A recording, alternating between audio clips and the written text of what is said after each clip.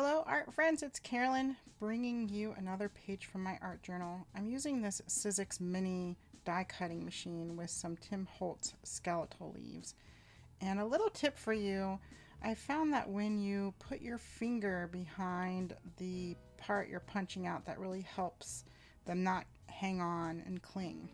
After you're done, you'll have all these little pieces as well as a stencil you can use.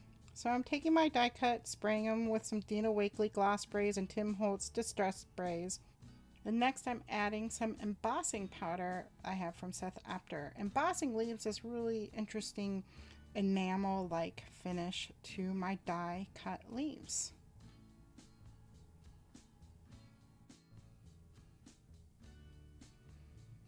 And then I'm going to put down some gloss spray as a background.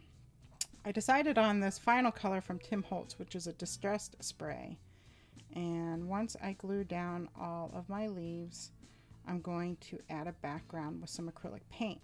Now the issue is that distressed spray is water soluble, so it kept kind of leaching through all of my additional layers of paint. I tried a fixative spray, which is really meant for pastels, and it didn't create a good enough barrier to keep that leaching. So I grabbed my oil pastels to see if that would help lighten it up, and it did, but not enough. So I'm going to bring out my tempera paint sticks and add a layer of that as well. In between there, you saw I added a little bit of shadowing with an ink pen and water pen. And here is my finished page. I hope you enjoyed today's video and are inspired to go make some art. Thanks for watching.